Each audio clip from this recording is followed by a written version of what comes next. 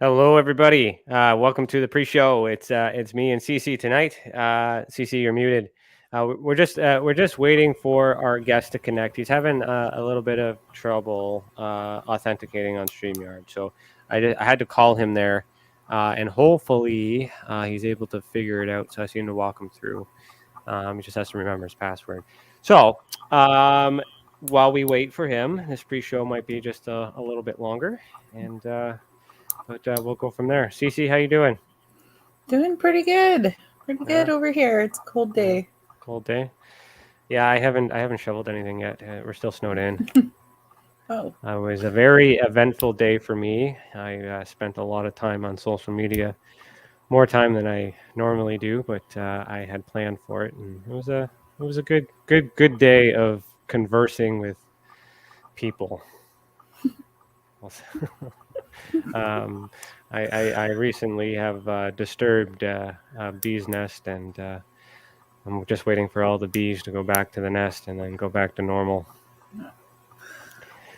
So tonight's theme, I guess, for conversation is healing, psychic, and what was the other one?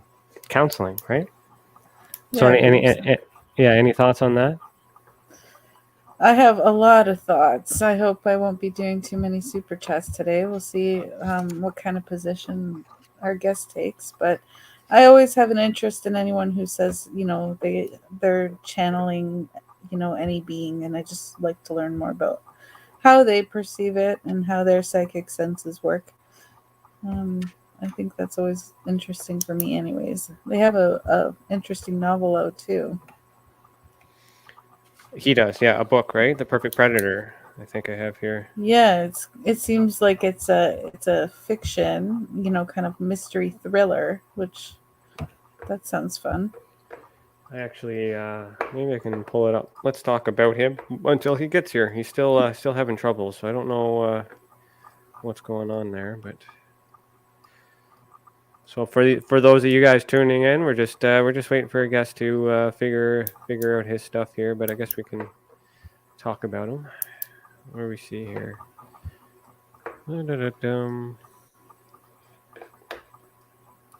So I think he has a book on Amazon, right? Is it Amazon? Yeah, The Perfect Predator: A Scientist's Race to Save Her Husband from a Deadly Superbug, a memoir. This one here? Oh, I got the link in the bio. I can't see. Scientist husband superbug? The Perfect Predator. There it is, right there, the top one. The one that I clicked on? Yeah. Okay. I just don't see his name. Yeah. So... Oh, because he was featured and quoted 24 times in this book. That's why. Oh. That's what it says here. Ah, okay. All right. So he does have a YouTube channel or a podcast. Maybe we can look into that.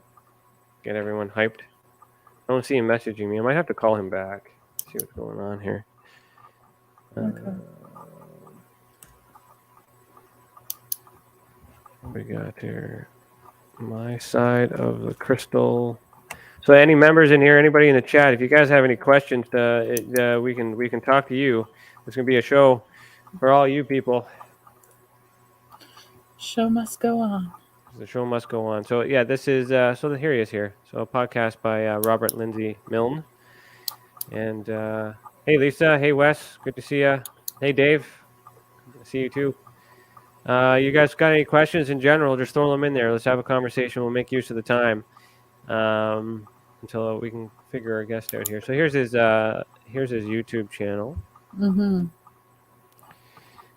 Secret behind. So he's got a podcast, playlists, community. So his we'll just read that here. So My Side of the Crystal Ball is a podcast hosted by Canadian psychic Robert Lindsy Milne. The goal of starting the show is to combine old wisdom with new perspectives. We hope to create a space where people can let their curiosity run wild while giving an opportunity to connect to like-minded people. The format of the podcast will give a chance for Robert to teach with What Would Robert Say segment, and then an opportunity to learn with the Experts Chair segment. So yeah, there's that. Yeah, I wonder if they do light language, like that's kind of giving off vibes like that. Light language healing sessions. Mm-hmm. Have you heard of that? Light healing or light language healing? Yeah. I have. I have not experienced it. Me either. I'm just trying to see there. So we'll just keep that up and talk. I'm going to check the... Yeah, I don't see him emailing me. So if I can get you guys started on a question, and maybe Cece, you could filter that, and I can give him a call. See if he's having some trouble here. I don't know. Maybe I'll just call him while we're live on the air. I don't know what to do here. Just give me a second.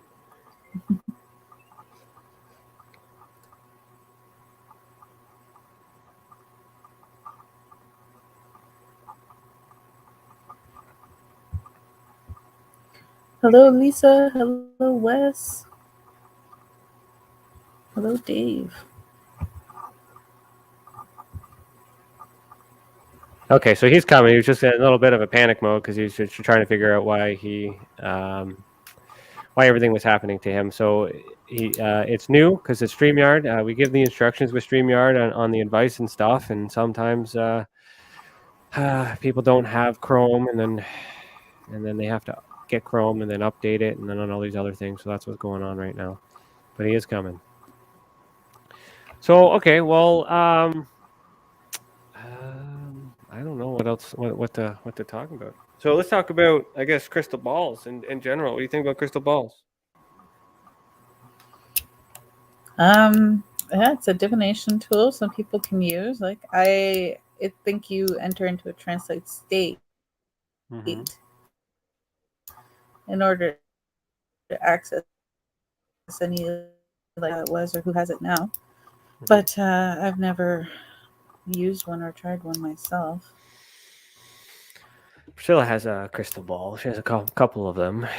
I've never actually seen her like use them other than like to channel energy from the crystal itself. But like, can you see in them when you look through them? What do you think? I think some people can. I think you could do the same with water, and it's there's very similar things all over the place. It's just really a way to focus your mind and to put out your intention. Okay. Hello, Sheila May. Hello, welcome. We're just experiencing some technical difficulties. Apologize. We did not have any material prep because normally we're right into the show. Feel Um, free to ask questions, folks. yeah, you're here. You're watching. You're waiting too. What do you want to know? Oh, he's here. Okay, Oh, Robert, I can hear you. I can see you, and I'm just gonna give you a few seconds to put your earphones in. I see you. Can you hear me? Just nod your head. Let me know you can. Okay, perfect. So I'm gonna play the intro to the podcast, and then we're gonna bring you in, and then we'll start this right. All right. Thank you. All right, everybody. We'll see you. We'll see you in a bit.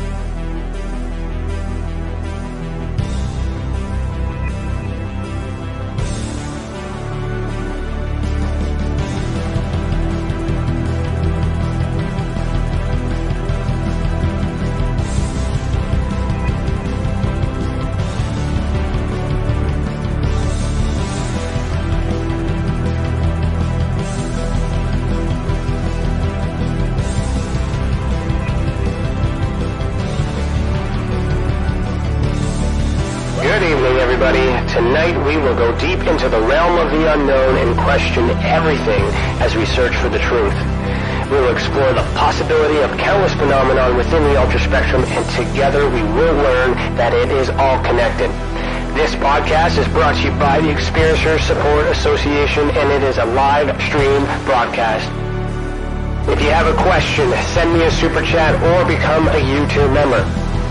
This podcast is brought to you by the Experiencer Support Association. Take a seat, relax, get ready, and welcome to Beyond the Tinfoil Hat.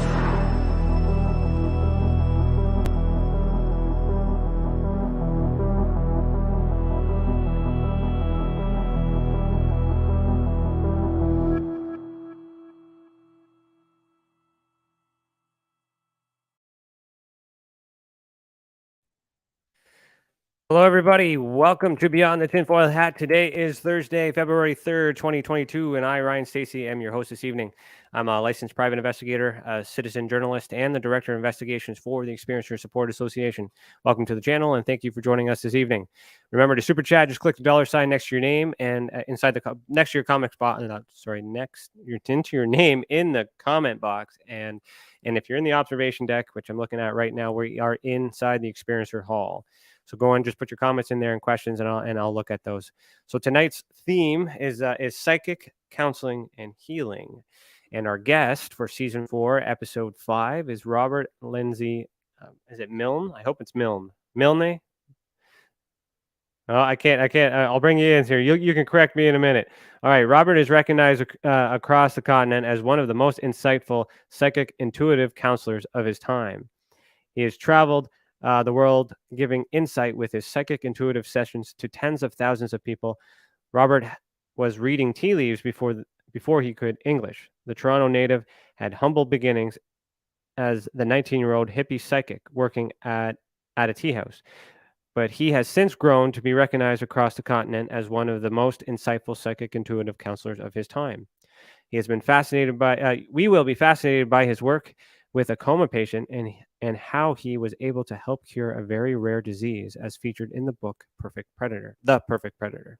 So hello, Robert. Put on your tinfoil hat. How are you doing today? I'm doing great. I feel I can read you can read just a little bit better than me.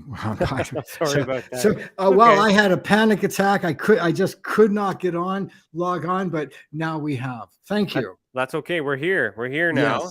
Yes. So did I pronounce your name right? If I didn't, I apologize. The very first one, Robert Lindsey Milne, but Okay. is the way it's said. Okay, perfect. Yes, thank you. Normally we go over that before the show starts, but unfortunately we didn't have that today. Sorry so about we had that. to wing it. Yeah.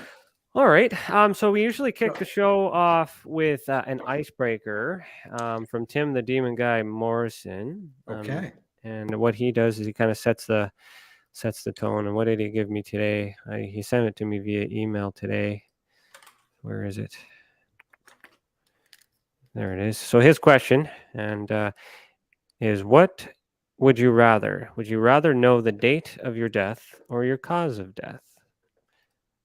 Oh, for me personally, are you asking me that personally? Well, yeah, that's the icebreaker.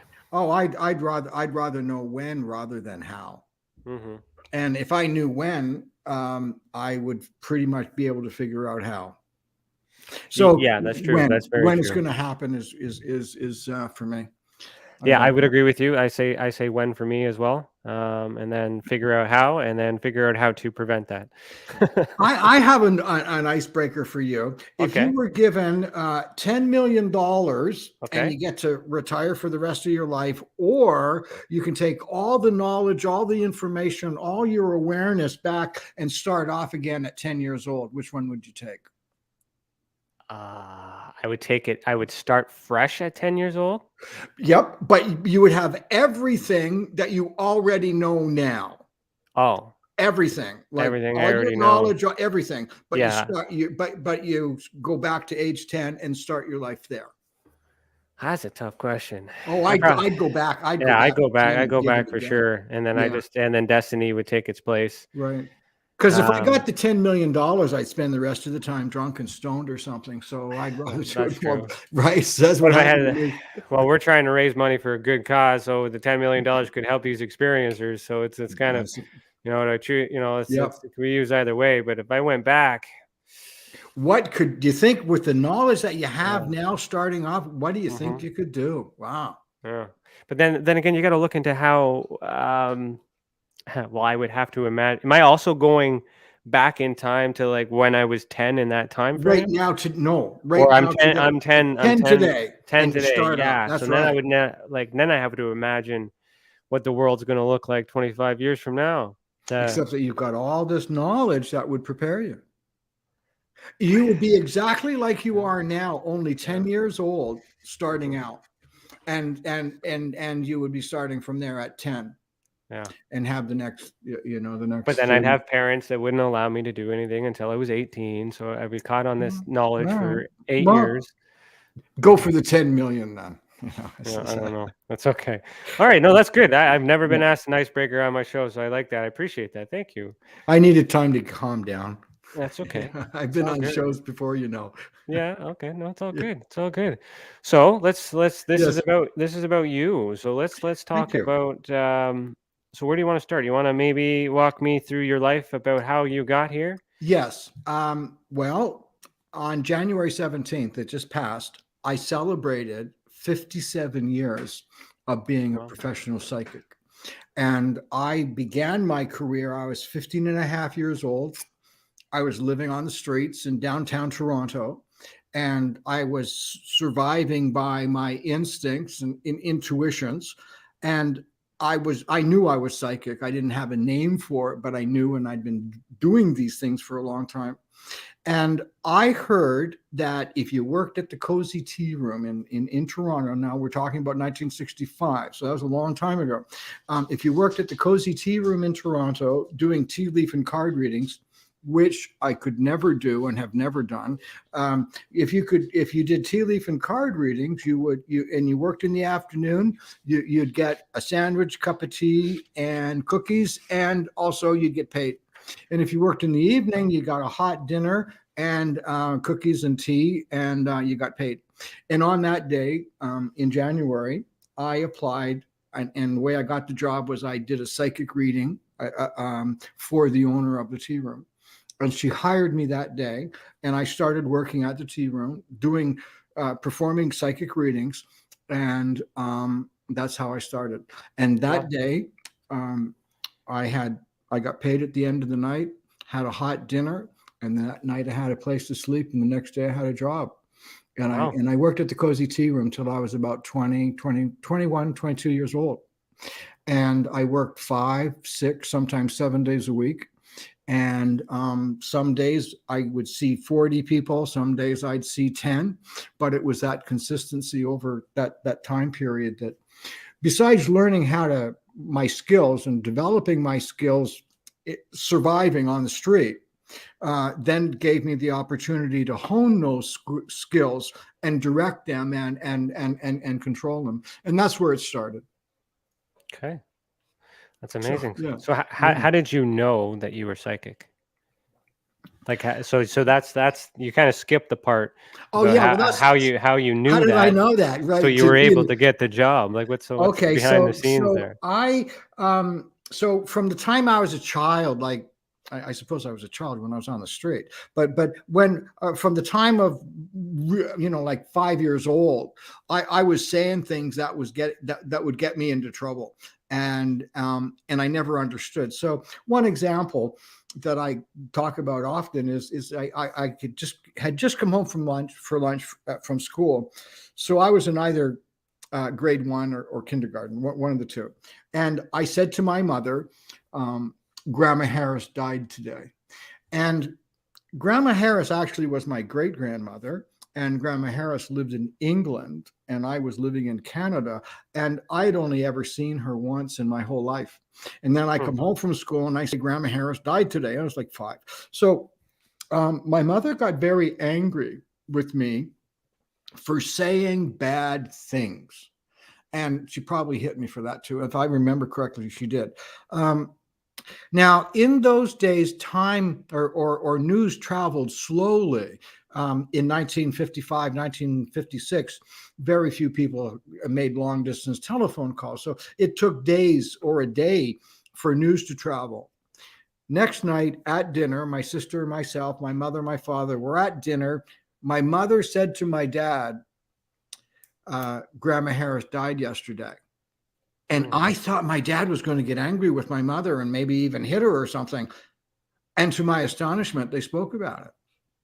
And I was sitting there thinking, wait a minute, I was talking to them about that yesterday, that I got hit, and they talked about it. So I knew something was going on. And I used to, say things on, Uncle Harold, I didn't have an Uncle Harold, but this did happen. Uncle Harold, that wasn't Aunt Sally. Who was that woman? Well, that one got me hit for sure.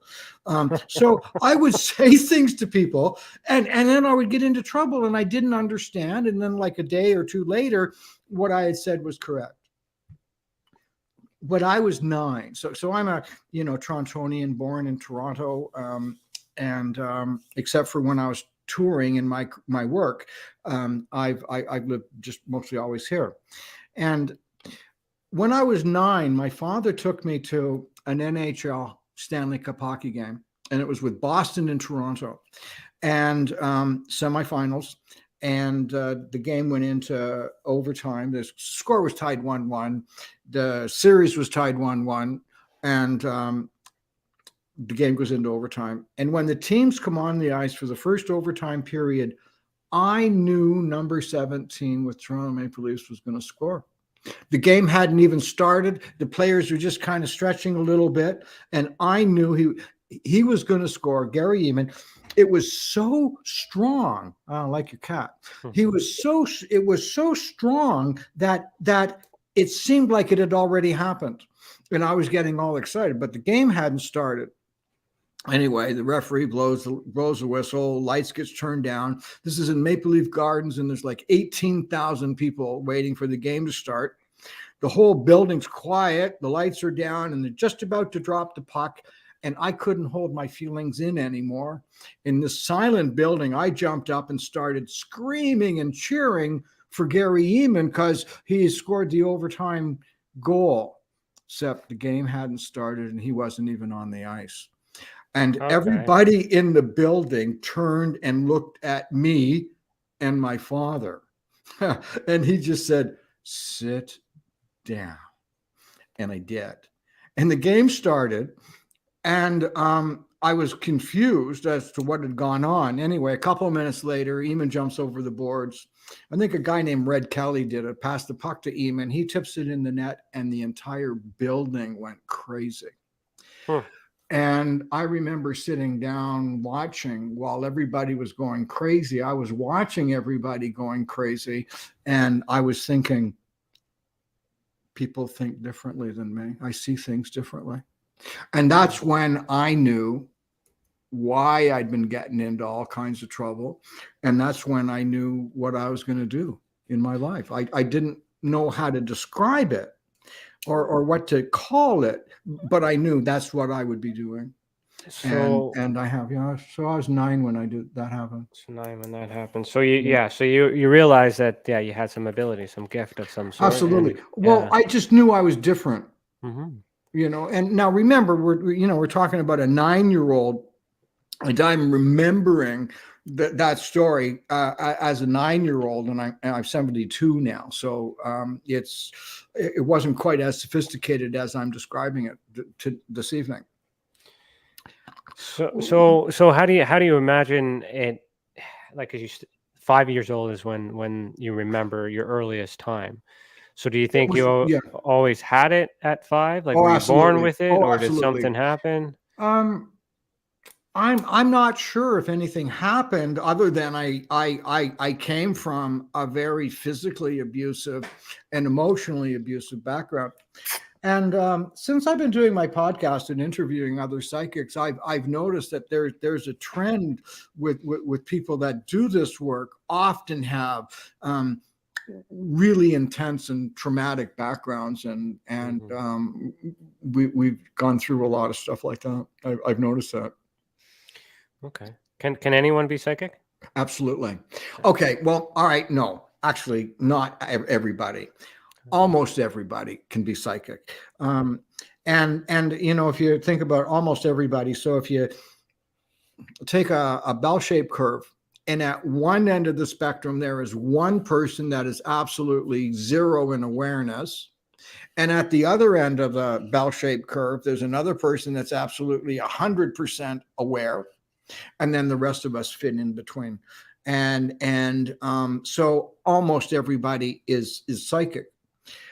Being psychic is a natural, normal phenomenon that mammals have. Actually, most living beings have a sense of an awareness, but we mammals are intuitive, and we humans have an instinct about us that caused us to get out of to survive and get past the caveman era. Have you ever been somewhere and you're just sitting around minding your own business, maybe having a coffee and reading the newspaper, and you look up and there's somebody looking at you, and not necessarily staring you down or, but just looking at you, and then you look up and you see them, or you haven't talked to a friend in a bunch of years, and then all of a sudden you start thinking about the person, and then you hear from them, or things like that. Now, almost everybody can do that. I can relate to like driving, and then all of a sudden I just feel something, I turn and look, and then there's like someone in another vehicle looking at me, and then they look away. Right? Absolutely. Like that's happened so many times. And I was just like it's just so weird that I felt the eyes, and then absolutely. So being psychic, and you just even look at the root, the root of the word. Psychic comes from psyche, the Greek root psyche, which means mind, soul, or self. If you have a mind, you have a soul, and you have a self, and you use it, you're psychic. And that's basically what it takes to be psychic. There are certain groups where their brain chemistry and how their brain formed, they may not be able to understand behavior or emotions, or some people on the autism scale may not be able to use skills like that or have skills like that, but almost every one of us has. And it's for our protection. And we also have a tendency to remember our worst case scenarios too. I understand that. So I'm just looking here. I made some questions. I was just thinking in terms of like, are you religious at all? Like, how does this No, apply to? Were you brought up in any faith at all? no. The family that I was brought up in wasn't particularly religious or Okay. spiritual. Okay. So now there's a difference between being spiritual and there's a difference between being religious. Okay. And I think that it's also worthwhile to when you think about being spiritual, we always assume, well, not always, but most of the time when someone says, oh, I'm a spiritual person, or this being is a spiritual person, what we're saying is this is a good person. This person's good. Well, that doesn't necessarily mean that. So being spiritual doesn't necessarily mean being good. It's we think that is, but in our universe, for every action, there is an equal and opposite reaction. In our universe, there must be positive, there must be negative. It cannot exist if it isn't there. So what we are is positive and negative. So there are positive energies or spirits, spirituality, and then there are negative spirits or spiritual people. So if you think of Anton LaVey, Anton LaVey wrote the book. I believe it was called the Satanic Bible. He wrote that, and he also started the Satanic Church of California.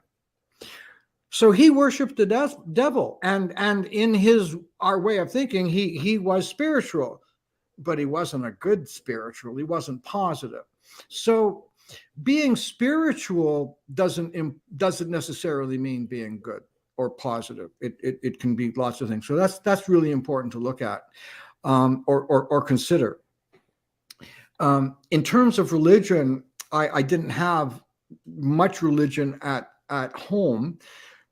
At around 12 or 13, I started going to a Presbyterian church, a Christian church for a while. And then when I left home, when I ran away the first time I was 14, I stopped going to the church. And I didn't particularly believe in it anyway. But I don't walk around saying I'm a spiritual person or I'm this. What I just simply do is be as nice and good, as kind as I can be. Mm-hmm. So yeah, okay. So you never really identified, and you weren't programmed in a certain way, but you always felt this. You naturally felt this. That's right. This way, because there is in the Bible and many other faith and religions, like psychic abilities and spiritualism and all that, as we mentioned too. But you gravitated towards that naturally. So how do you think it's possible for someone what makes you different? Were you were born that way, but how come others aren't? What made you in tuned? Well, that's a good it's survival. Mm-hmm.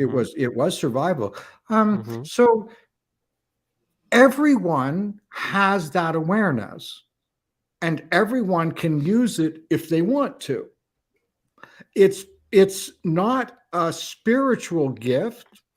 It has nothing to do with religion. It's simply about the way our mind works and the way we as species survive.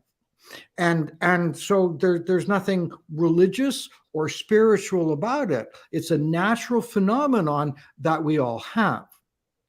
Now, in my case, I realized that I had a talent or an awareness. It had a lot to do with I was getting a living shit beat out of me a lot of the times. And by the time I was 11 or 12 years old, I had been whipped with skipping ropes, rubber hoses, spatulas, anything that my mother could get her hands on. And I experienced that.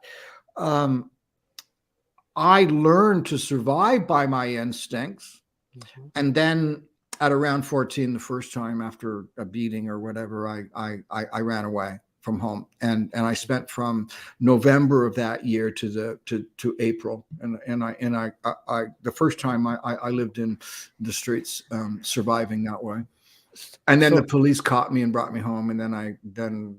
So was there any trauma like that before the age of 5? Like is that just when you remembered, or like how? I'm sorry to hear all that. I have remembrances of being violated at a really young age. Okay.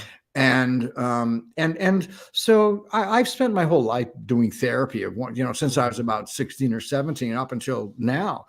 Actually, I just had a therapy session this afternoon, and my therapist said, "Robert, you graduate. You're cured." So really, truly, that's what happened this afternoon. So, the question was what again? See if you can just say it again, because I was just asking if I was curious to know if there was when the trauma had started, because what I'm wondering is if do you think that experiencing that, as horrible as it was, did that perhaps create the disability that you have? Absolutely. That may have unlocked it through trauma. Absolutely. Right? Absolutely. And when it's like, I think I mentioned it just earlier on when we first started talking. Most of the people that I've met, since I've been doing my podcast, and I've made my, I was sort of semi-retired for about 8 years, but I worked, in that time off, I still did 400 or 500 readings a year. So it was, so in my semi-retirement, I still worked quite regularly. Then I came back because of the book that you mentioned, about helping Stephanie find a cure for the superbug. So since I've come back and have been interacting with other psychics, the younger ones and the modern ones, I realize that most of us that do this have had really severe trauma. Yeah, part of the job. I'm finding that too in our experience or cases too, when people do report, we start with their baseline experience, but then when we get into it and we dig and we try to learn, that seems to be common. But I did often speculate if that affected the brain in some way, that this may be a defense mechanism. And then you mentioned that it's biological and it's a natural behavior of humans. And then now here I'm thinking, okay, then it is a defensive mechanism. It is. It is, and our unconscious mind and the way it works is they're set up for our survival. And if we, as humans, as a species, didn't have that instinct, we never would have evolved from the caves. But most mammals are like that. Most mammals have that instinct. Dogs, cats, horses. This is really, I don't know how this happened. Dogs, cats, horses, and dolphins have a really close connection with humans, and we can unconsciously communicate with those animals, or those animals can bond with us quite easily. But just about every mammal has this instinct. Yeah, I can relate it with that. Like you can communicate with animals and know exactly, have that feeling that you know what they mean, and you're communicating with them, but you're not talking the same language. Like, Ryan, in us as human beings, we have 3 ways that we communicate. And the 3 ways that we as human beings communicate are in this order: unconscious nonverbal communication, called body language; tone of voice, so the way we say it; and the words that we use. So those 3. Now, unconscious nonverbal communication, body language, is about 75% of what and how we express ourselves. But 75% is unconscious and nonverbal, our body language. 20% of our communication, the way we communicate, is how we say the words, like, "You're a really nice person." Well, wait a minute. No, that didn't sound like you believed it, right? Yeah. So, or "I love you a lot." Well, maybe not. So 20% is our tone of voice. and 5% are the words we use. So when you're reading a text or writing, someone's written to you, you're giving up 90%, 95% of your awareness when you look at the words. And you're only getting 5%, which is one of the reasons if you get into an argument with somebody with messenger or texting or emailing, is because you're only using 5% of your awareness. And we always react and see things not as how it is, but how we are. So if we're in a bad mood and we get a text from somebody, we'll interpret it in a miserable way. And if we're in a happy mood, we'll interpret it a different way again. So that's how we communicate. So unconscious nonverbal is 75%. That's quite fitting. The recent events that I've been going through as well. I've been talking to people on on social, and I totally understand the 5% and the protection behind the keyboard and borders and things like that too. And if we were just face to face, you wouldn't have made the mistake, most likely. Yeah, no, I get that. I totally get that. That's how come. So that's just all part of us as mammals and how we communicate. So do you so with your understanding of the psychic ability, you're suggesting that it's a normal human behavior. So I'm not suggesting that at all, Ryan. I'm saying it is. Okay. And is it at all possible in your mind to have any divine or outside influence, like a spiritual being? Well, okay. So I didn't say there's no other influence. Okay. I just said that being intuitive or being psychic isn't necessarily spiritual. People that lean towards being spiritual often can do this kind of work, but it's not obligatory. You don't have to be spiritual. You don't have to meditate. It's a natural phenomenon. So when I realized that this was going to be my career, and I knew it was going to be my career when I started working at the Cozy Tea Room. I was a cocky little kid. I remember telling everybody the day that I started that they would say, I said, one day, you'll be telling people this is where I started. I was a really cocky kid. It's probably the reason I survived.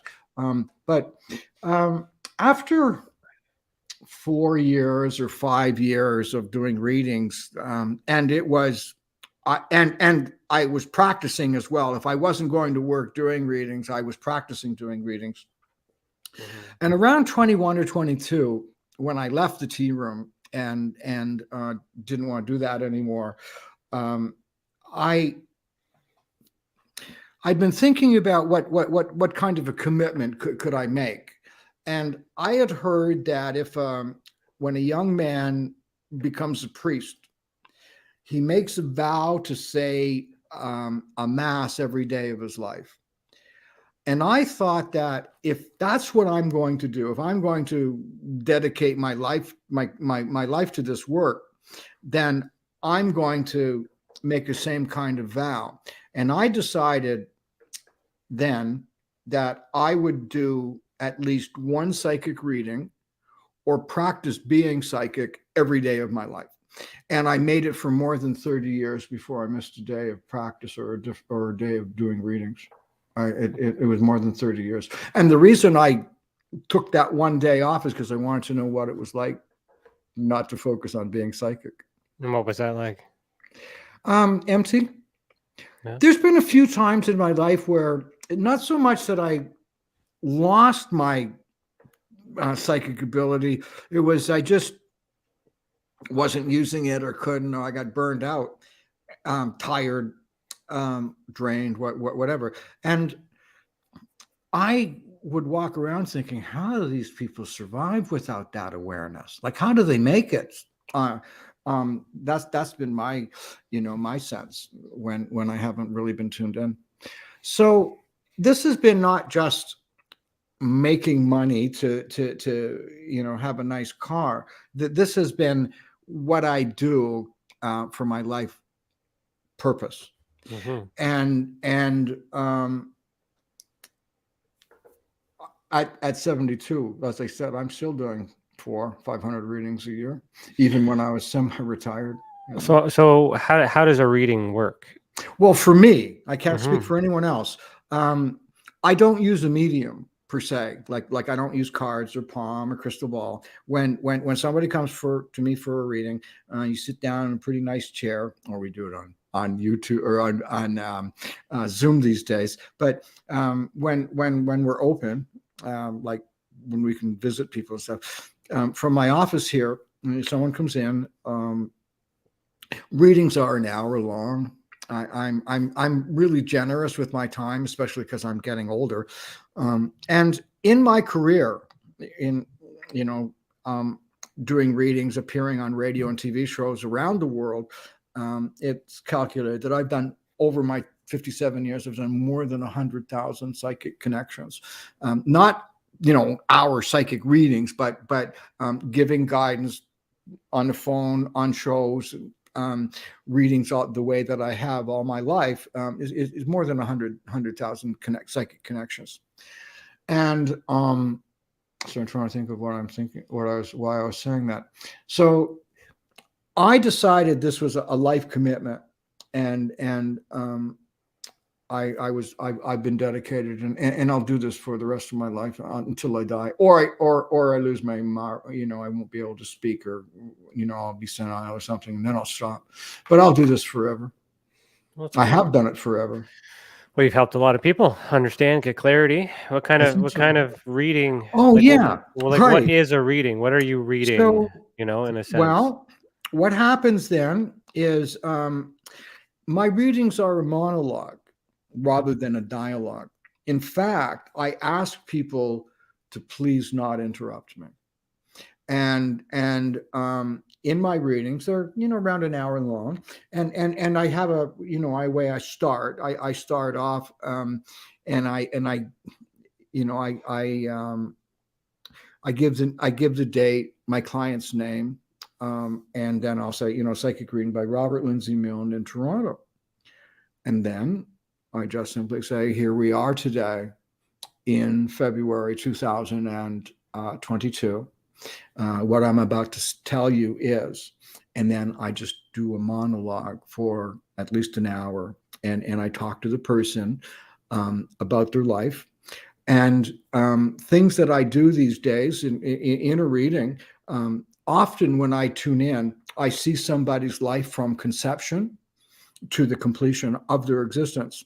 And when I say I see the conception, it's not like I'm seeing them being formed. I just know when it is, and the same with when they complete their life. I have a really good idea when it is, and I go forward and backward in time several times in everybody's reading, and I talk about where they are, where they're going to, what they can experience, what they will be experiencing, and I get quite detailed, and I spend a lot of time where you are right now, but I do go back and forth, and I look into the past, and I'll talk about different issues that that have happened to them, what they're going through. I measure their patterns, this cycle, and I measure the different cycles, and as I said, I often can see somebody's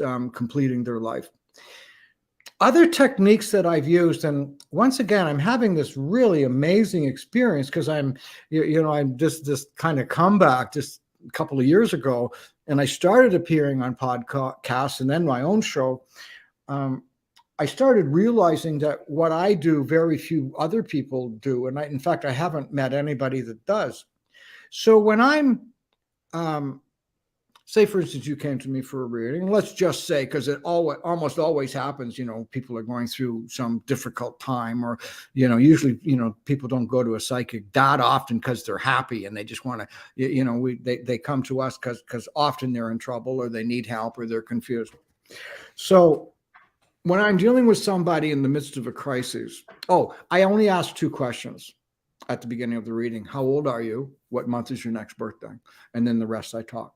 And I ask people, please don't interrupt me. Even if you think I've made a mistake, don't interrupt me, because I'm going to be checking what I said, going back and forth, checking what I've said. And if I've made a mistake, I'll correct it myself. And if you interrupt me, you could interrupt the flow of the connection and maybe not get it back. So is this like channeling? I guess you're I don't channeling think from so. somewhere. It's just the way I do it. It sounds like Yeah, channeling. You're drawing from somewhere. You sure. tap in. You tap into Yeah. something in I some I state, certainly right? do. I certainly do. Yeah. My focus is helping the person in front of me. My purpose is doing it rather than labeling it. That's what my life has been about. Rather than having the fancy words, I just take care of what's in front of me. So what I do now, or one of my techniques, is I will say you're going through a crisis and you're 29 or 40. Let's say you're 40. What I'll do is I'll look into the future to say when you're 80 or 85. Then I'll look back through your eyes at 80 or 85 years old, and I'll describe to you today how you feel about the way you solved it when you're 80. And I'll come up with all the details of going on, and I'll show them how they solved it and how they survived it. And so 2 things that happen. One, I tell them, and they find out they're going to live for a fairly. No, I wouldn't do it if they're not 80 years old. I wouldn't do that. But just using that concept, what they find out is that they got 80 more years, and most importantly, they get through what they've gone through.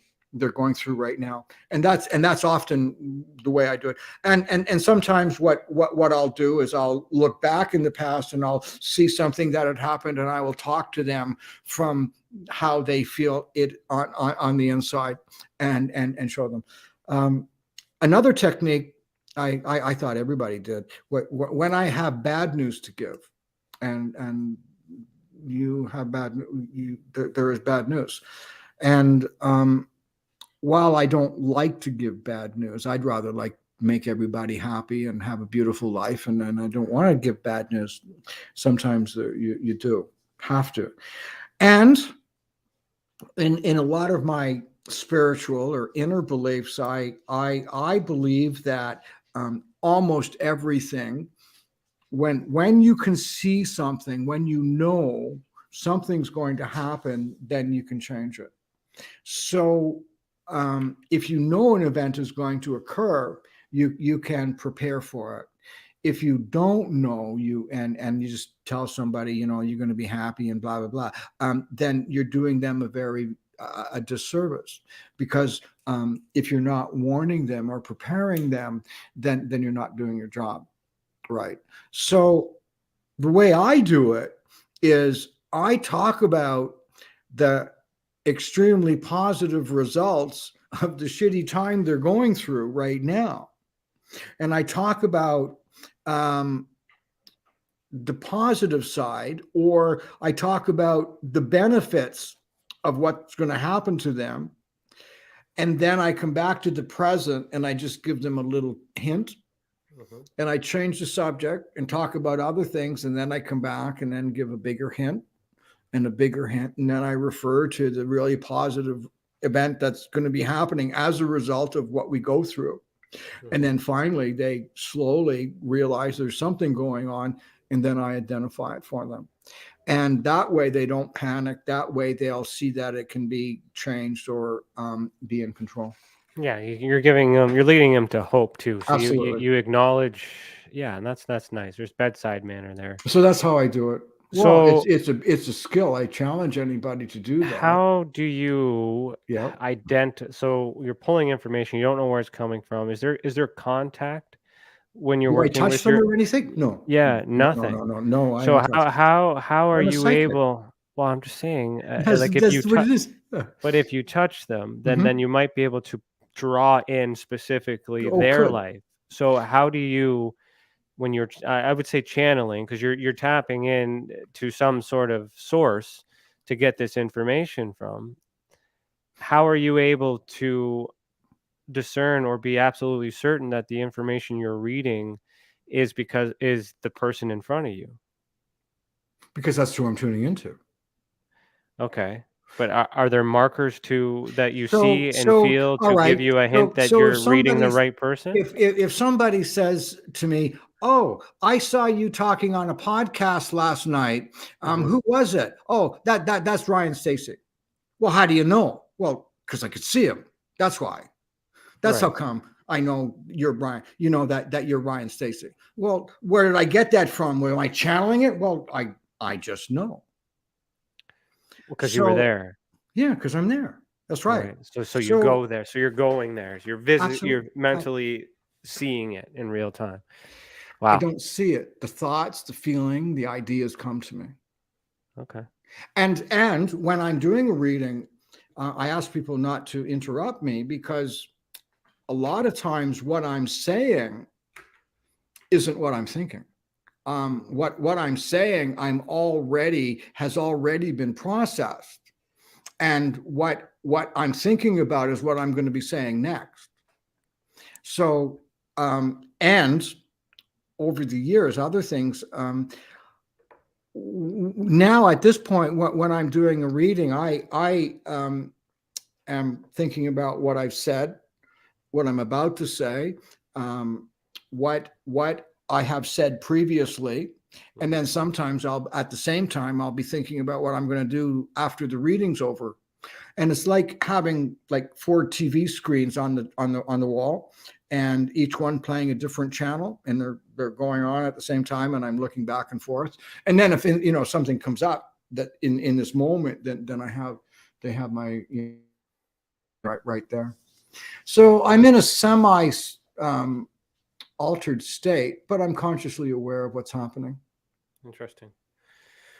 Okay, so we're gonna pause here. Okay. We're gonna take a commercial break. It's only a 5-minute break. So when we come back, I want to get into I want to talk about Stephanie and Thomas, those 2 doctors that you helped, because I'm very fascinated into that. Amazing story. So and what was it too? Because it's that's Superbug. So I'm really curious to know how that's all connected. I want to dive into that.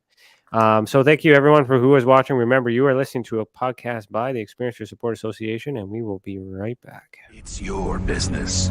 It's your property. Your assets are worth protecting. Blacklight Investigative and Surveillance Services specializes in patrolling and inspecting residential or commercial property against fire, theft, vandalism, terrorism, and illegal activity. People and buildings are monitored to prevent crime. Keep your property, your people, and your assets safe from threat. Our elite staff are dual licensed private investigators and security guards. Blacklight Investigative and Surveillance Services. Go to blacklightiss.com.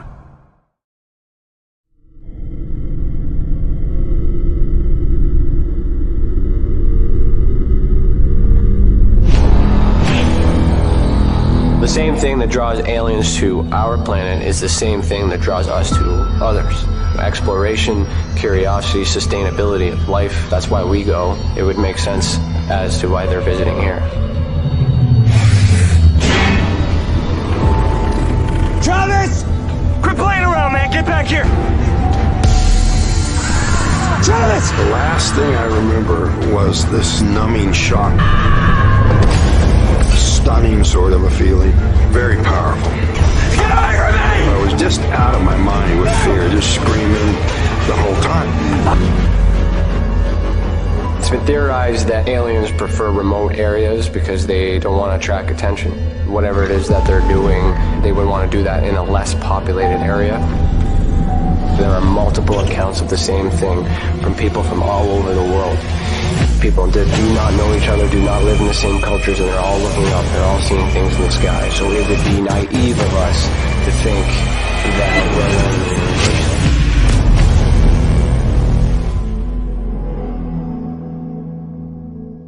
Ryan is one of Canada's leading new UFO investigators. He conducts and oversees UFO investigations on a constant basis and was really taken by his research. He's compiled a tremendous amount of data regarding UFOs in Canada. Just as interesting, he really goes over how UFO investigations are done and what are some of the mistakes that people make when they submit evidence. Note for starters, don't edit your videos or photos before you send them. If you want to hear more follow-up conversation between Ryan and myself, you can go to richardolamembers.com, where we have a candid conversation on ufology, the paranormal, and more. And remember, while we learn and grow and search for the truth, let's be good to each other.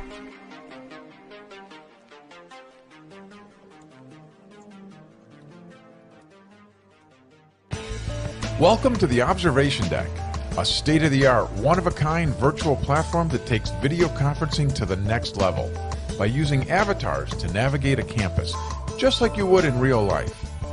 First, you install the application and design your very own unique avatar.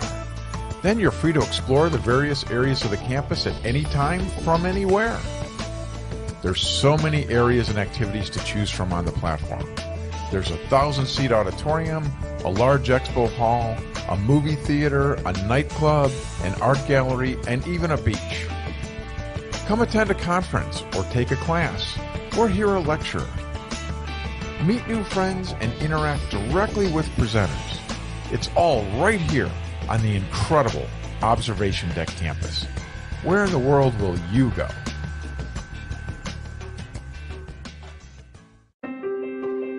Have you ever wondered, or maybe just thought to yourself, if there were others just like you?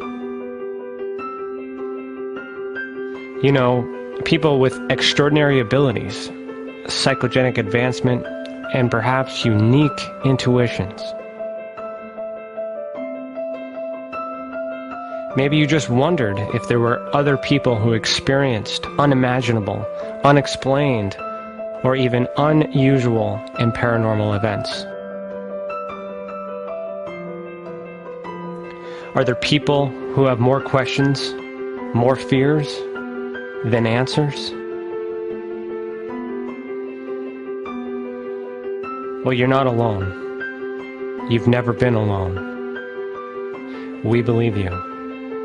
Sign up for EA today by going to tesacan.org/EA. That's TESACAN.org/EA.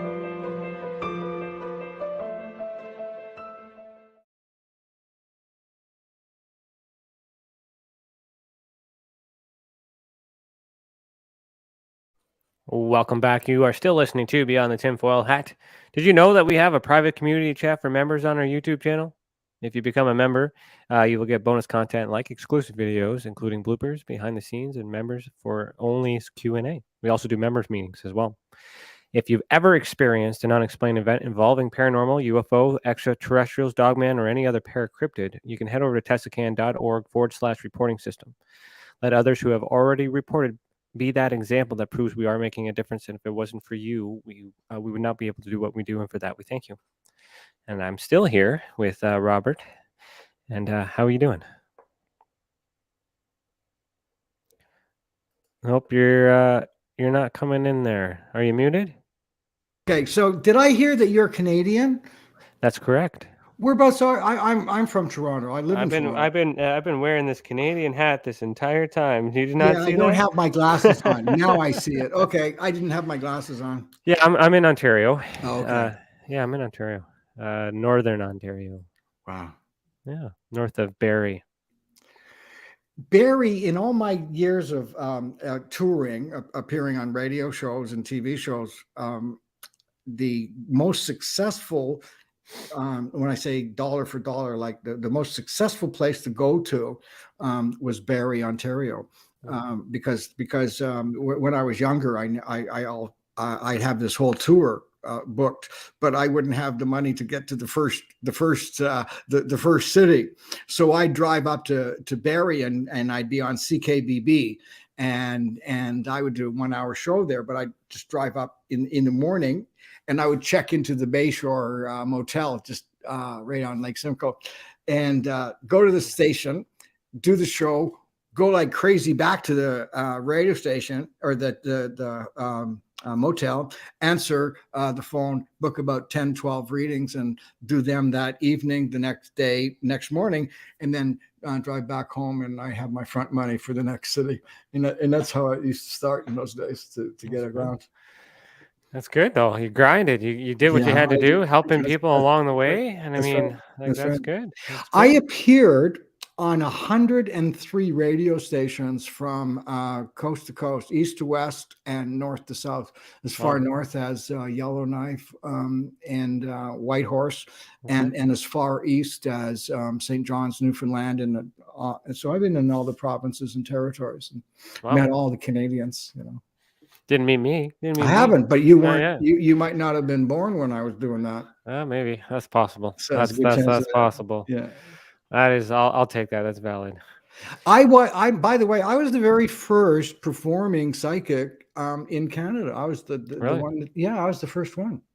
And I was the first one that was doing phone-ins as well. When I was learning about being psychic, it was never, ever imagined that you could do readings on the telephone. It just was not ever thought possible. You know what's interesting about this Canadian thing is when I got started in doing all the stuff that I do, it took me having to project into an American market Yes. to eventually get reconnected with other Canadians in the American market. It's just so strange that marketing here at home we don't connect, but yet we find For each other this some way. reason, we Canadians just don't treat our talent in the most positive way. And you can be really good here in Canada and they say, oh yeah, great. And then you go down to the States or somewhere else in the world and everybody thinks you're absolutely amazing. But back home they say, oh yeah, that guy, yeah, I see him around every now and again. Yeah, sure. And that's the way Canadians treat their talent. So you have to go away somewhere to be really successful. Then you come back and they say, oh, well, you did pretty good. That's kind of like the way it is here. Yeah, no, I relate to that. I'm recently encountered with a bunch of Americans, so I'm taking a break from that. I like it. It's safe here. Yes, well, our American cousins do have a different way of expressing their ideas and values, and it's different than ours. One of the reasons I think America is different. Oh, actually, most of North and South America is different because up until just a few years ago, we were the only nation that negotiated our separation from the homeland. And every other country in North America, South America, and Central America, except us, got their independence by revolution and war. Yeah, they took it by force. And we negotiated. And there's a different mentality there. And that's what I find too, because like when I'm trying to diffuse, American issues, I forget, and I'm trying to provide, this Canadian peacekeeping, which is what we're known for. Sure. But it's also not something they're familiar with because they're only familiar with war. And winning. And yeah. They lose. So I just have to also say that as a Canadian, I'm a bit older than you. As a Canadian, what I've seen throughout my life, we live the life that we have because of the security that country provides us, and nobody would dare invade Canada because the Americans would not tolerate it. Because they're great guys, but the other reason is because they don't want that crap on their border. So so we owe our peace, our way of living to our cousins to the south. We do have a lot of American listeners too, and some of you guys are in the chat. So I just no offense, we're just having a good old Canadian conversation here. Oh, I sounded pretty good the way I said it, but you can. Well, no, just recently I've been pretty hard on some people, so sure. But I mean, it's all about healing. So the other part so there's counseling and then there's healing too, right? So this is the psychic part. Yes. So then, well, tell me more about this, and then we'll get into that book. Okay, so a lot of my work is emotional healing rather than physical, although I've been doing some physical healing. The way I do it's quite unique, or different anyway. So my work is helping that person that's in front of me. I'm not that interested in what goes on in the rest of the world, although I'm pretty informed. I'm not smart enough to understand what goes on in the rest of the world. I can't end world hunger. I can't make world peace. What I can do is help the wounded person in front of me. I can feed the hungry person, and I do. I go back to the neighborhoods that I lived in, when I lived on the streets, and I go back and give money to the kids on the streets. Still, I can feed the person that's hungry in front of me. I can help that person in front of me. I can't change the world, but I can help that person. So that's what I'm really focused on. Yeah, I can understand that. Yeah, I understand that. Okay. So,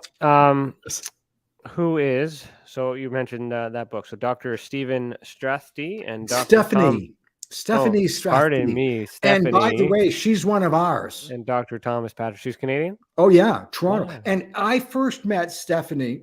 Okay. And she had just finished her doctorate degree in epidemiology. It was like 30 years ago. Okay. Stephanie now is a professor of epidemiology at the University of Southern California, as well as associate dean of the epidemiology department at the university. And her husband, Tom, is a professor of experimental psychology and is a professor of psychiatry at the same university. And he also is associate dean of the experimental psychology department. So these two people are heavyweights. There's a difference in age. Tom is older than Stephanie, and it's both their second marriages. And Stephanie has been my client for a long time, and her husband Tom has had readings from me before in the past, and he knew about me through Stephanie. So they were going, and just one other thing, Tom reminded me of an Indiana Jones kind of guy. He's a rugged guy. He's about 6'6", 6'5". He's a big, rugged guy, macho. He's a man's man. And one time he got captured. He was on a research mission, and he got captured by the Sandinistas, and he was in a prison camp, and he just about starved to death at one time. So he's done all these amazing things that a man's man would do. Tom ballooned up to over 300 pounds, though, and he got really big. A year before the incident that happened, I was doing a psychic reading for Tom, and this is what I said. It's in the book, by the way. This is what I said. I said to him, by 2000 and I think I said 17 or whatever. By it was 3 years into the future, you're going to be 100 pounds lighter than what you are now. That's what I see. It's like 3 years from now, you will have lost 100 pounds. Then I talked about other things, and then I came back to it, and I said, I also see a serious illness happening. And you are going to get so sick, you would not be able to get sicker and still be alive. And I'm thinking, Tom, that because I've seen them in this order, your destiny is more to lose 100 pounds rather than get sick. And I think that if you listen to what I say, and maybe it scares the hell out of you, and you would lose that 100 pounds, or you'll get sick. And it seems to me that you can do it the easy way, or you can do it the hard way. And I deliberately gave that to him that way in the hopes that it would frighten him and he would take action. And he did for a week or so, but then, By the way, when I was a kid, like when I was in my 20s and early 30s, I was over 300 pounds. So I know what it's like to be an addictive eater. Anyway, it scared Tom for a while, and then he went back to his old ways. Tom and Stephanie went away on a dream vacation, and they went to Egypt. And while in Egypt, the illness that I was talking about with Tom in his abdomen, and I talked about it there, it flared up, and he got really sick. They were touring a pyramid. He got really sick and passed out, and they had to carry him out of the pyramid. He got really, really sick, going back to the hotel, and then Stephanie took him to the hospital, and he was admitted. While in the hospital in Egypt, besides whatever was going on in his abdomen, it was something called a pseudocyst, and I had no idea what the hell a pseudocyst is, but it was something serious, and it was attached to his pancreas, I think. Tom also contracted the most potent superbug on the planet, and it was at the time, well, it still is, it was 100% antibiotic resistant, and that meant if you got it, you died. That's what it meant. And Tom got it. He was medevac to Germany.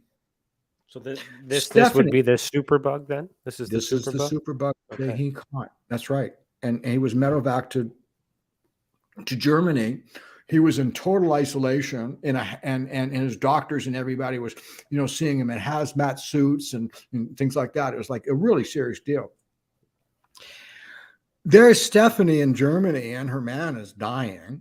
She's an epidemiologist, and she is very well known for her brilliant work in AIDS research around the world. And she's got all these awards. And her husband is dying of the superbug. And she called me. She called me. I'll never forget the day. I was feeling really sick. I had the flu or something, and she called me on Skype. And when I sat down and she answered, but this is actually true, I said, what took you so long? I've been waiting for you.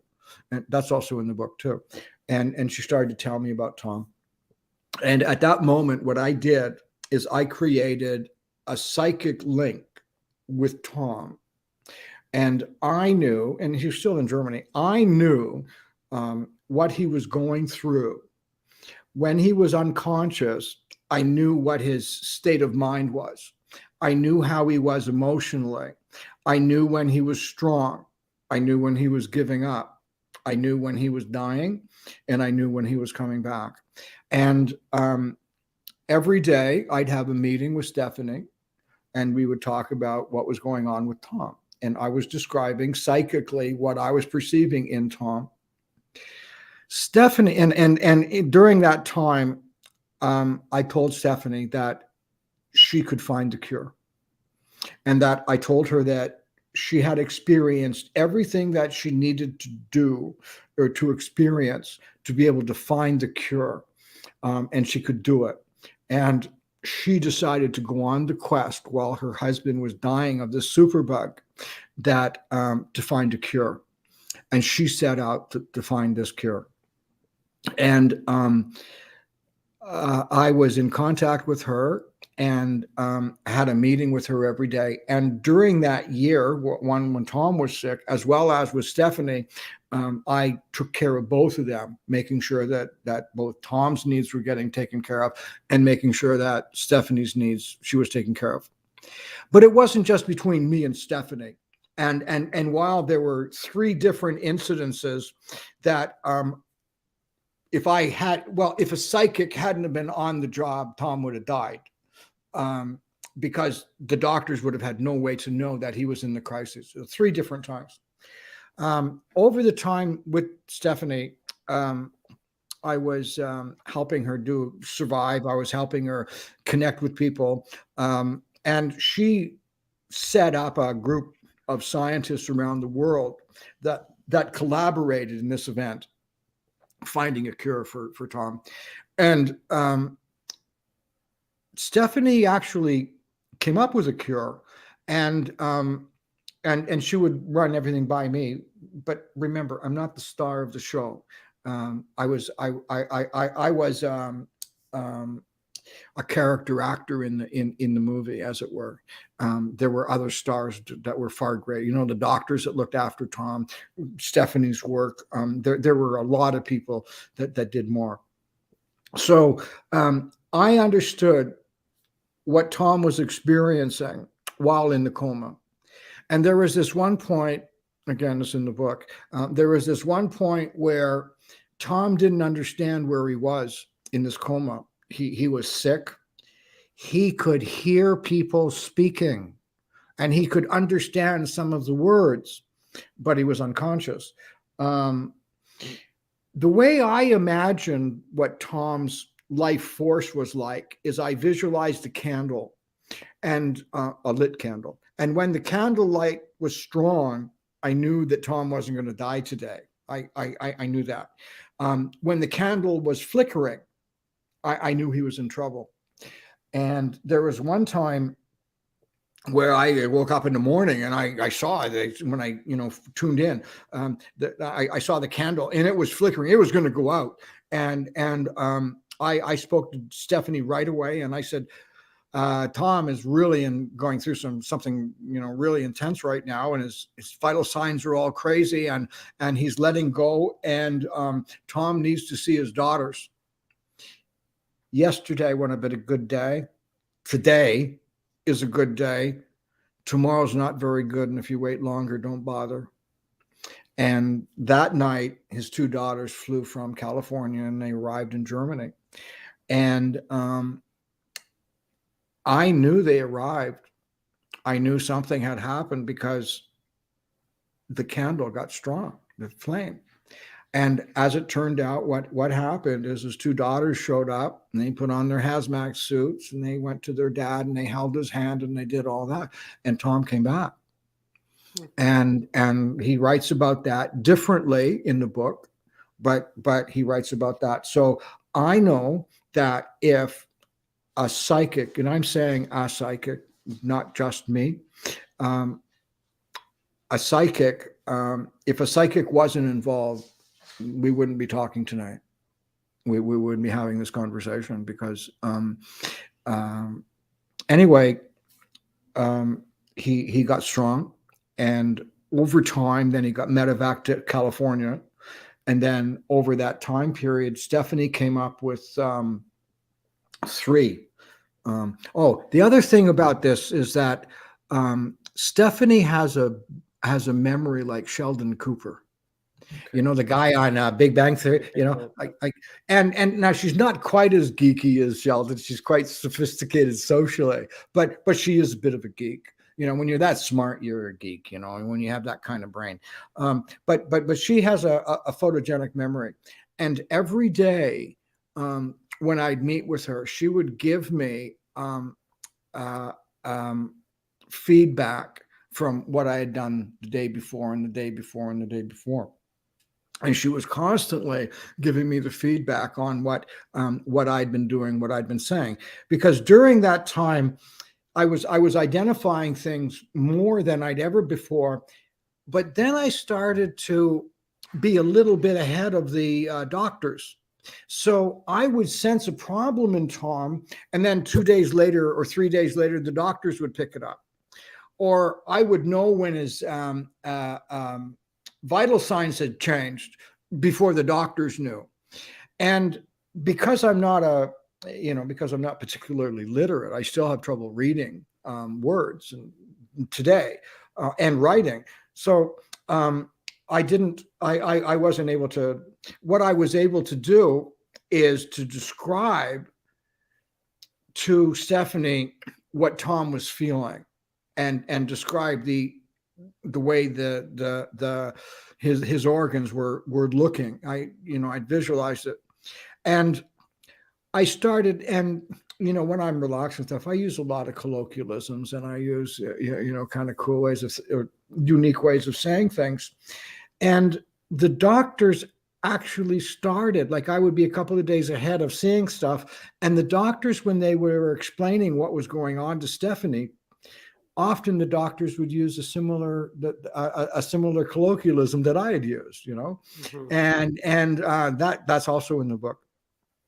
So Stephanie was determined to find a cure, and she so I just have to tell you a bit more about this. So with one of the things that I've been petrified of my whole life, and still even today, is messing around with these kind of medical things and killing somebody or hurting somebody. I've been petrified of that.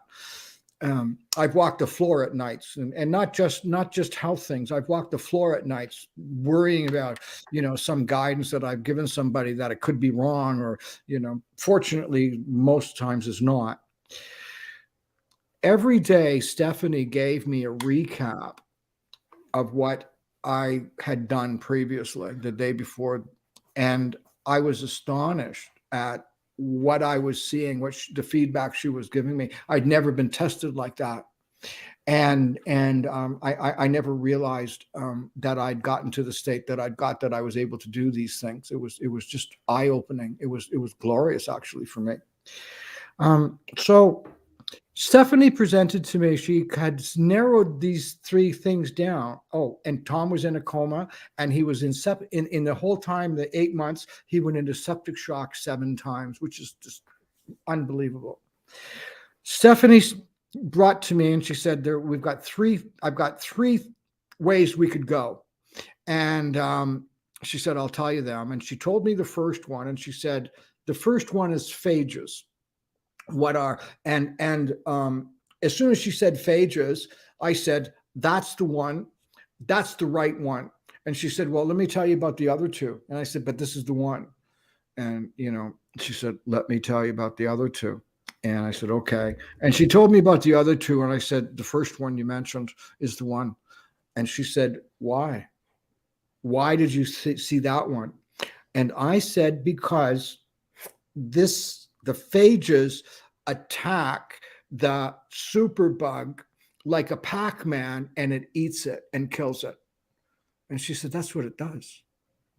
That's what it does.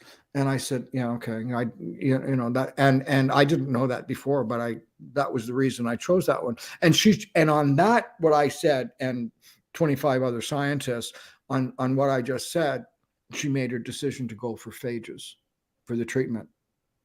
A human being had never been injected with phages ever before, Tom. And phages are harvested from sewer water, and phages are excrement. And during the 1930s, 20s and 30s in Russia, there were experiments done injecting fresh stool into humans that are having a bowel or a colon or that type of organ illness. And the concept was the good bacteria will kill bad bacteria. That was the concept. And they were getting quite successful. And then penicillin was invented. And so people had the option of taking a turd or having a pill. Most people went for the pill, and they weren't doing the turd experiments anymore. And then since all the superbugs have been coming around many different places, I've been doing deep research. She decided on giving Tom the phages. And Tom was about 5 hours from death when he was injected with the phages. He was the first person ever to be injected. And everybody was afraid it would kill him. And he was injected. He was in a coma still. And within a few minutes, his vital signs got stronger. So they gave him another needle because they'd never, they didn't know what to do. They gave him another needle of it, and he got stronger again. Throughout the night, he had several injections, and he got stronger and stronger and stronger. And the next morning, when Stephanie went to the hospital to see him, she went over to his bed, and she, put her hand on his hand, and he opened his eyes, and he looked at her. And he came out of his coma, looked in her eyes, recognized her, and then he closed his eyes and fell asleep. But he never went back into the coma again. And Tom was the first person ever to be treated with phages. And it changed the way the world treats some superbugs. It changes the way medicine treats certain illnesses. And while we were going through all that, I started seeing what was going on in the future for this type of treatment. So instead of a cancer patient, instead of, this hasn't been done yet, but it's going to be, instead of a cancer patient being given chemo, they're treated with a different organism that will go after the cancer and eat it and kill it. And then what happens is they have their fill, and then they have like a big feast, and everybody gets drunk and stoned or something. And then when the superbug dies, so does the phages, and life goes on. And that's the story of the book. The book is called The Perfect Predator. I mentioned in the book 26 times. Ooh. And Cece put a link in the comments for you. Oh yes, that book as well. And that book was written from a scientific point of view, and a big part of what I did was eliminated from the book, and I was really pissed about that. But that's another story. But what happened though is that I was recognized 26 times in the scientific book. Mm-hmm. And it's a major step for my people, my type of people, my kind. Mm-hmm. And it opens the doors for the younger generation to do better work and greater work than I could have ever imagined. And it's just so glorious to have that, to be able to do that and give greater credence to my craft. It's very special to do.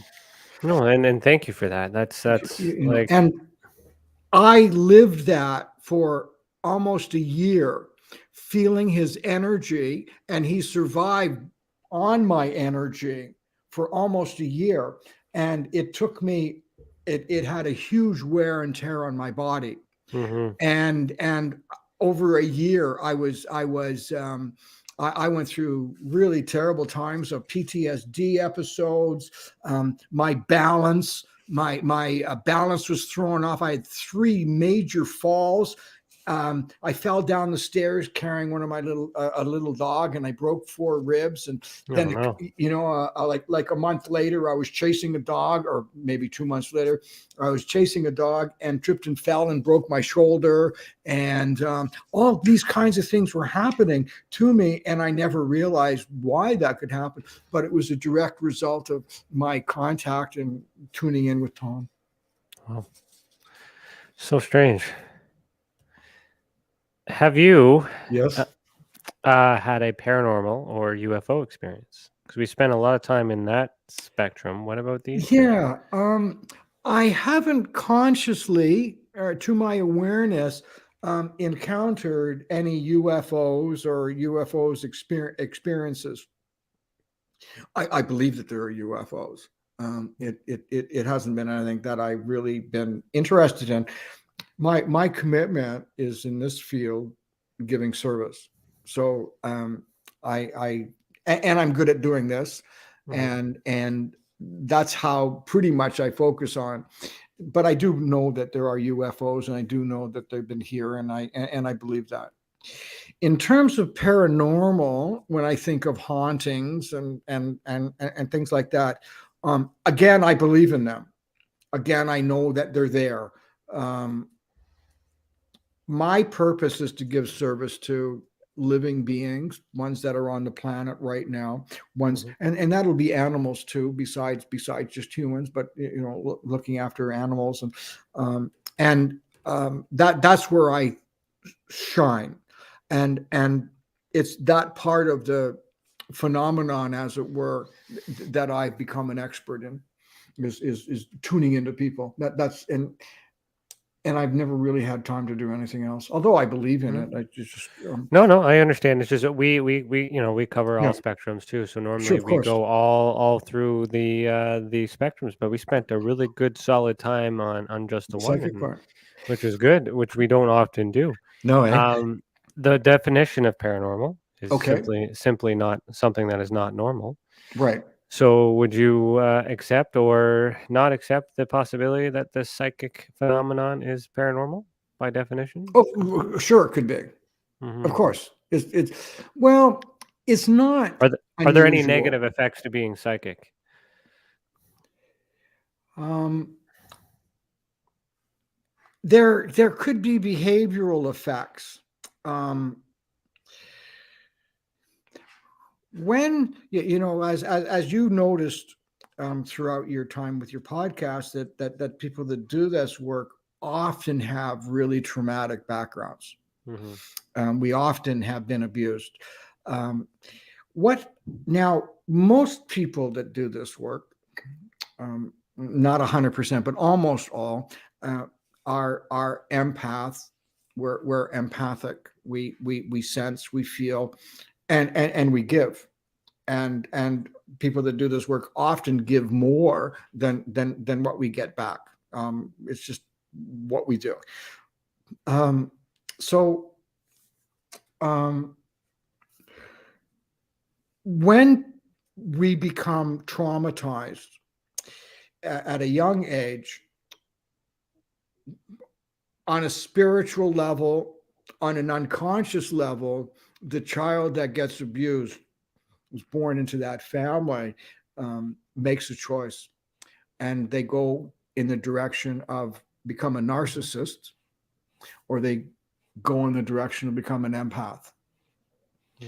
And an empath is someone that connects and tunes into people and feels and want to help. And because we empathize with the injuries, narcissists don't give a shit. They just only into taking care of themselves. So there's a choice of as we're forming of going in the direction of the narcissist or going in the direction of the empath. And so there is most people that do this work, our instinct is, what can I do first rather than what I can get? Well, what can go wrong with that? Like, what can you do is you can work your ass off and get nothing for it. Not that that's ever happened to me, but that is what can happen. Of course it happens. So our instinct is, what can I do rather than what can I get? And that's I think that's a very special trait that most of us have. Is it like, remove the psychic element from it, just looking at personalities in general, that narcissistic tendencies and stuff like that too? Is it possible for someone to exhibit both because they're not quite sure whether Absolutely. Well, what's okay. happening to them? Maybe are they fighting a psychic Okay. ability, or you know what I mean? Okay. So when you're a narcissist, you're a narcissist. That's it. You're not going to change that. That's not a curable behavior. It's not curable. Just as an empath is not changeable. You are that. So what you are. You can't change whether you're a narcissistic, and you can't change whether you're an empath. That is what you are. It's you can pretend and put on a show, and narcissists do that. They can play the role, but when it comes down to it, the people they are involved with get screwed. The narcissist seldom get screwed. The people that are empaths are constantly giving and not looking to get back most of the time. So it's not changeable. You have it or you don't. Yeah, no, I get that. I get two sides of the spectrum, and on Yeah. all that other two is just, I'm just thinking, trying to understand if it's possible for an empath, someone who cares so deeply and feels, to get worked up to the point to exhibit, the other side. Okay, Like these are like kind of set ways and personalities. But I think and then can a narcissistic person all of a sudden succumb to loving and healing? You say it's impossible to cure, but are there moments in their life where they could be empathetic and okay, yeah? yes. However, it would be for their own purpose. Okay. It wouldn't be for anyone else's. It would be for their benefit. Mm-hmm. Whereas the empath doesn't necessarily think about that. Mm-hmm. Okay, that's just the way the brain's wired. That's just the way it happens. I've worked. I had at least one parent that was one of those. I just hear, Canadians and Americans, Canadians are empathic and Americans might be narcissistic. Hey folks, that was Ryan who said that. Yes, just in case, I'm just doing a I'm still on a buzz here about recent affairs, but the thing is that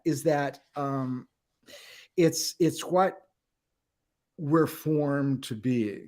So that's like saying, I'm a man. No, I'm not getting into that one.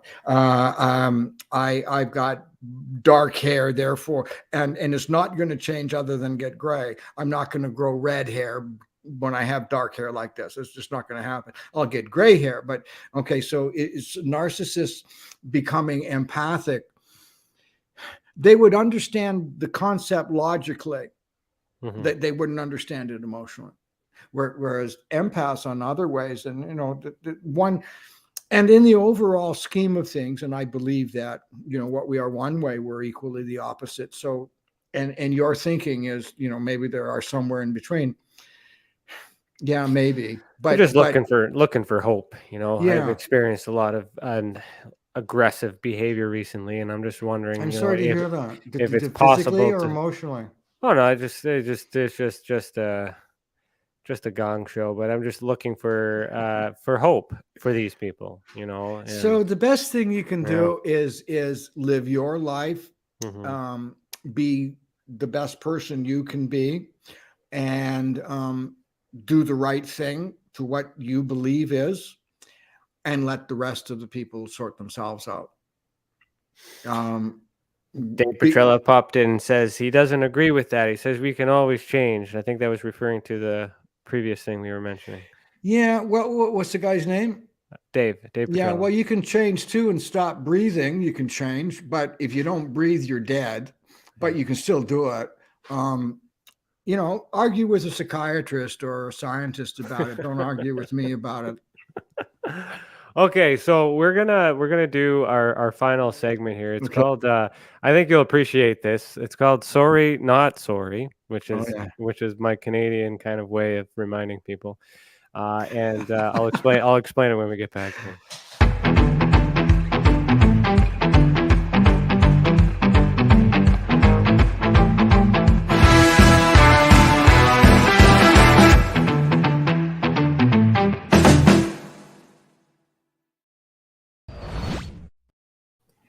All right, so this is the purpose of this segment here is it's a social experiment. Yeah. I do this. I started this recently, so this is be the 5th time since this is episode number 5. It's very controversial and people just hate it, but I like to do it because I just I get a variance here. So I'm going to ask you one question. Okay. And I'm going to time how long it takes you to answer it, and then I'm going to kind of explain from there. So do you accept the challenge? Sure. Okay. So with all the knowledge that you have in the world and your experience, what shape is the Earth? Round. Okay. 5 seconds. I'm just so the reason why I'm asking that is because and you're not really a man of faith, so we didn't really get into to the Bible too much. But in the communities that I'm with, a lot of people reference the Bible to validate and verify the existence of UFO and extraterrestrials and paranormal activity. However, so do the flat Earth communities that use evidence from the Bible to support that the Earth may be flat instead of round. And my second question would be, who would be right and who would be wrong? From whoever's perspective, who's ever looking at it is the one that's right. So the person that sees the flat Earth, they're correct. The person that sees a round Earth, they're correct. And they're both right. And then how come there's a divide? Why Because can't we agree that it's one shape? Well, that's a good thing. Well, because no one has the same point of view as you do. Stand where you're standing. If I were standing right beside you, shoulder to shoulder, and apparently we were looking in the same direction, we would still have a different point of view. So in that way of seeing it or thinking, nobody's right, nobody's wrong. We're seeing it from our perspective. The reason I hesitated and it took 5 seconds is I was wondering why you were asking that question, and I was worried about the answer. Am I going to get into trouble over that? That's why it took 5 seconds. That's okay. Hey, I'm not judging. That's why you. it took. That's some why I was, some people I was covering took my ass. Somebody took 11 seconds. That's the No record. kidding, eh? 11 seconds, Yeah. and some person answered it in 2. That's the lowest. I mean, it's if you have to think about it. So if I explain it a little bit, it's just kind of getting an idea of whether how long the average person thinks about it. So what are you thinking about? Like if you're thinking about the consequences, that's exactly what it was. But then the person with 11 seconds was probably going back and forth thinking like, you know what? I don't really know. What should I say? Because I don't believe either or. Right. And then, so the point of that, again, is there's communities, right? So we have, and I mentioned Americans and Canadians tonight and things like that. I love all people, and don't quote me on all this stuff. It's just as fresh and recent, but there are these divides, and when whether you believe the Earth is flat or the Earth is round, they fight with each other because it's a difference of opinion. But there's not enough evidence to conclude either or. Like if you either believe in NASA or you don't, and all these other things. And same thing with ufology and paranormal. Like, science tells you it doesn't exist, and then you experience it and you say it does exist, but yet we're continuously fighting with each other with the difference of opinions. So why I guess to come back to, I think I know what you were saying, bring it back to the human behavior, but do you ever think we could ever get along on beliefs? Is there a universal belief on why things are the way that they are? Probably not. Yeah. And the reason for that is everybody that's on this planet is on this planet for the purpose of their own spiritual evolution. And in over time, we will experience all things on all levels because that's the purpose of life. So the purpose of life is to see all things on all levels. And the only rule with that is what we do one way, we must do equally the opposite. So if we do this, we have to experience the opposite to it. That's the purpose of our existence. And we have multiple existences that we have the experiences. We have multiple existences because you can't see all things on all levels in one lifetime. In coming back to the debate of is the world round, is it flat? Most of those things I don't really care so much about. What I'm interested in is helping the person get through whatever they're going through at that point in time, and it's not a spiritual or a sociological debate. I help that person get through what they're going through. Now, I appreciate that. Yeah, I just wanted to talk about something else. Sure. In my podcast, it's called My Side of the Crystal Ball, and I started it because I saw how amazingly our field, my field, has grown in the time that I first started over 57 years ago. And I do a talk on my podcast. It's called WWRS, What Would Robert Say? And on one of the WWRS, I talked about hating the sin, loving the sinner. And how can you love somebody like Jeffrey Dahmer, that killed people and ate them? Like how could you love somebody like that? Well, at that level, looking at them at that level and the horrible things that they did, it would be hard.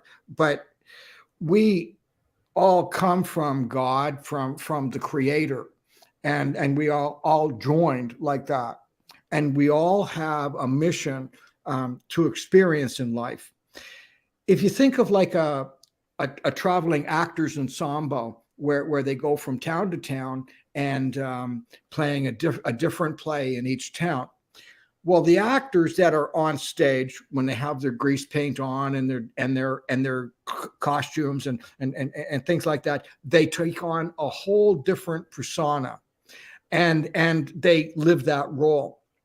When the play's over and they go back to the train or the bus, what happens is the paint comes off, the costumes come off, and then they come back to the person that they really are. Mm-hmm. And that's why we can love the sin or hate the sin and love the sinner, because we're all coming from the same source and we all know each other. We're just having that experience together. So that's how you can love the sinner. And my big thing these days is being kind and mm-hmm.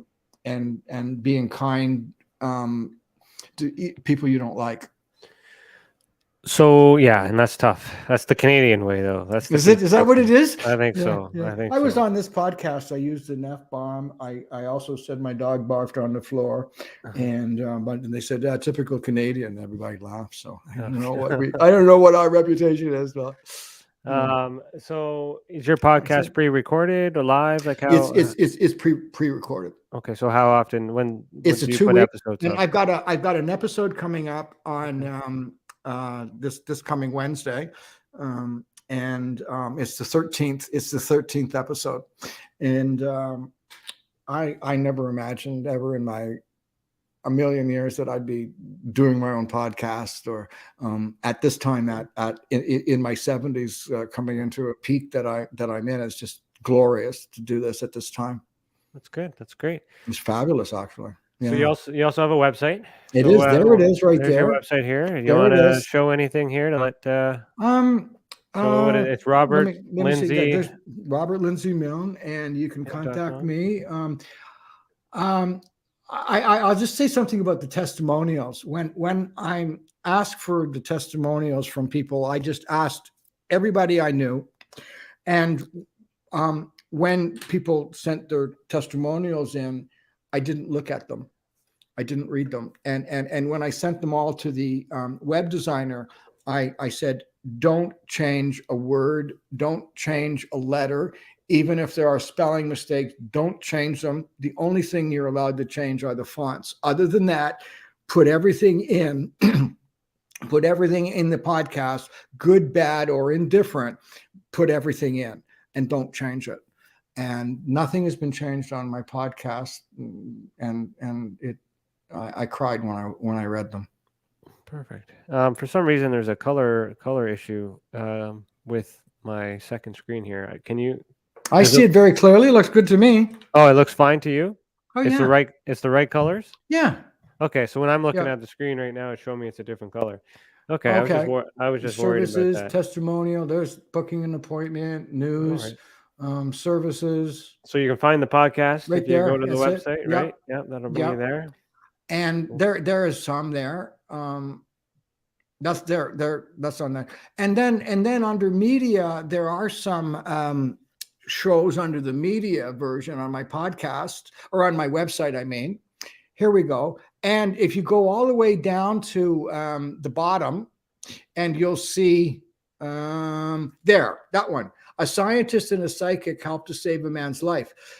Tom and Stephanie came on Gary Cacciolello's podcast with me, and they talked about my role specifically in helping Tom live. That one.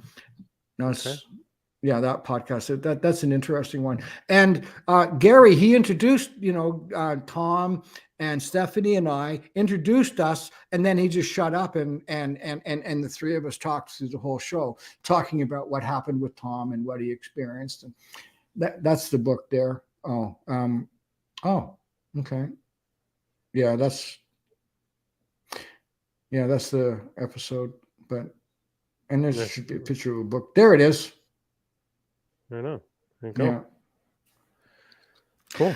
And that kind of made me do my come out of semi-retirement. Now, remember, I never stopped doing readings. I just stopped touring, and I just stopped doing shows. I was on the Deanie Petty show on City Line for 5 years, once a month for 5 years, and then when Deanie went over to had a CTV national show, I was on there for another couple of years, and I've had regular gigs like that all over the world. Okay, so you can book a reading here. It looks like on your website here. That's right. So you just click book a reading, and this is incredible. All this technology here. Wow. Yeah, no, I thought I would do this go. for you, because I remember when I asked if you want anything on the screen, you said you've never experienced that before. So I prepped. I just wanted to show you. Way to go! Thank you for showing me that. That's great. No worries. So if anyone's using StreamYard or any stream in the future, they should have something like that on the as things there. So that's it. So head over to Robert Lindsy Milne. So his last name, actually Lindsay spelled different weirdly, too. So, isn't it? yeah, Lindsy. There's a story to that one too. Okay, what's the story there? Oh, okay. So anyway, I come from this very, very dysfunctional background, and on my dad's side, he hated his in-laws, and the in-laws hated him. And my grandfather, his name was Lindsey Williamson. He died before I was born, and after that, everybody on that side, every male on that side of the family, after he died, was named first name Lindsay or middle name. And my dad and my mom and the family got into a big argument about whether I should be called Lindsay. My dad lost. And when he went down to register my birth, he decided that he was going to just screw them anyway. So instead of spelling it Lindsay, he just spelled it Lindsy, and it was him giving the finger. Oh, and wow. Now, curiously, numerologically, Lindsay works out to an 8 with Robert Lindsy Milne together, works out to an 8. And that's business, finance. And, the Chinese people love the number 8 because it represents wealth and material financial success. Lindsy, no A or E, works out to a 7. And 7 is a life of giving service. So just that one number. That marked you for life. Yes, that's right. So strange. Isn't that amazing? Well, and there's probably a bunch of other things, but that one difference was what that would focus my energy on giving service rather than making money. Mm-hmm. That's amazing. Isn't that cool? That's it. And we made it. That's right. We did. Yeah. We made it. Worried. That's okay. It's all good. And we made it. So thank you so much for being here. It's we're at the time. And so tell everybody where they can find you. You can find me on my website, www.robertlindsymilne.com. You can find me on TikTok, Instagram, Facebook, and YouTube. And interesting Facebook page, and it's all about kindness, and it's on my profile. And you can tell when I made my comeback, because like 2 years ago, everything on my Facebook page was about my dog training, dog handling. And then all of a sudden it's all about being psychic, going on shows again, and doing kind and spiritual things for people. And, like one day it's all about dog training, and the next day in the last 2 years has all been about being psychic and back on the road, as it were. Once again, back in the saddle, That's great. And you referenced your age now, 72, and you still got full of spirit, full of energy, and you're not giving up anytime soon. That's not true. That's true. That's right. So my dad died at 92, and he died last August. And when he stopped working, was during our lockdown in Ontario in March of 2020. And it was the first time in my dad's life that he could not go to work. And I would come out and visit him every week, and he'd say, I just got to find a job. I just can't live like this. And in that year and a half period, I watched my father go from a really dynamic, active 92-year-old who worked as a cashier at a car wash just because he wanted to work. I watched him fade away when he no longer had a purpose to work, or no longer had a purpose. I watched him just fade away and die. And I'll be like that. Well, I don't have any comment for that. So I'll be doing this until I can't do it anymore. And then when I can't do it anymore, I've completed my life's purpose. That's good. Well, thank you for your life of service as well, because you're helping a lot of people. So thank you so much. All right, everybody. Thank you for tuning in. I will be starting Uncharted Case Files again on Monday. So we'll see you at 12 p.m. Eastern Time on Monday. Have a good weekend, everybody. And stay classy. Heed the world. And have a good day. Bye. That's it, everybody. That is a wrap. That is the end of it all. Thank you for joining me tonight. I look forward to seeing you back next week, where we'll continue to have this conversation deep down into the rabbit hole in which we call the Ultra Spectrum. Thanks for joining us. I said that already. Oh well, fuck it. Heed the world.